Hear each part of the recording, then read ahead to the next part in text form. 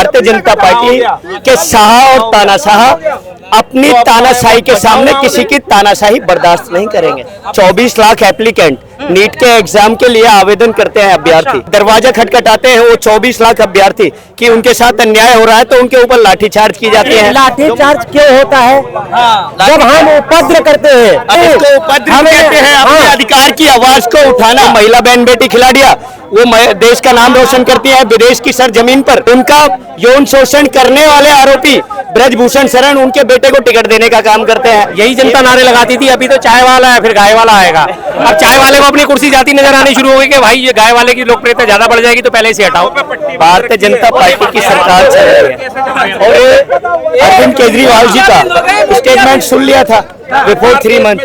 अभी लोकसभा इलेक्शन के टाइम उन्होंने एक स्टेटमेंट दे दिया था देश के अंदर कि भारतीय जनता पार्टी के शाह और तानाशाह अपनी तानाशाही के सामने किसी की तानाशाही बर्दाश्त नहीं करेंगे। शाह और तानाशाह, शाह और तानाशाह आप समझ ही गए होंगे कौन है। अच्छा ये बताइए कि ममता बनर्जी शाह और तानाशाह नहीं है?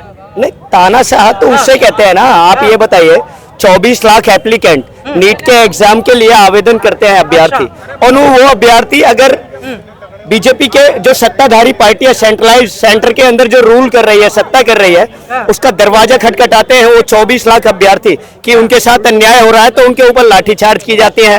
जो महिला बहन बेटी खिलाड़ियां वो देश का नाम रोशन करती है विदेश की सरजमीन पर, मेडल जीत के लाती है, हमारे भारत की झोली में डालती है।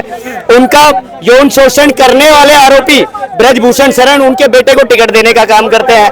ये बताइए ना, युवाओं के ऊपर लाठीचार्ज की जाती है। यूपी पुलिस का कांस्टेबल का पेपर लीक हुआ तो वहाँ यूपी पुलिस के कांस्टेबल के पेपर की गुहार करने के लिए युवा पहुंचे तो केशव प्रसाद मौर्य जी के यहाँ उन पर लाठीचार्ज की जाती है। वहाँ योगी जी भी थे और वो भी देख रहे थे और प्रधानमंत्री मोदी जी भी देख रहे थे। और ये केशव प्रसाद मौर्य जिनको बीजेपी अब देश वहाँ यूपी के अंदर सीएम का चेहरा बनाना चाहती है, वह सीएम का चेहरा बनाना चाहती है, वो लाठीचार्ज की गई। ना तो योगी का और की निरीक्षण वाली सरकार देश की जनता पर लाठीचार्ज क्यों होता है?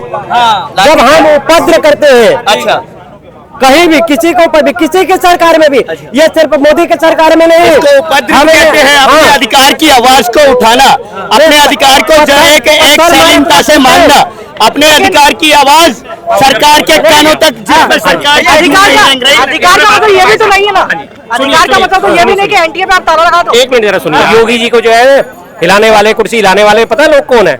इन जैसी जनता ही है। यही जनता नारे लगाती थी, अभी तो चाय वाला है फिर गाय वाला आएगा। अब चाय वाले को अपनी कुर्सी जाती नजर आनी शुरू हो गई कि भाई ये गाय वाले की लोकप्रियता ज्यादा बढ़ जाएगी तो पहले से हटाओ। योगी जी के सबसे बड़े दुश्मन तो यही लोग हैं और यही दुश्मन पार्टी के दुश्मन है।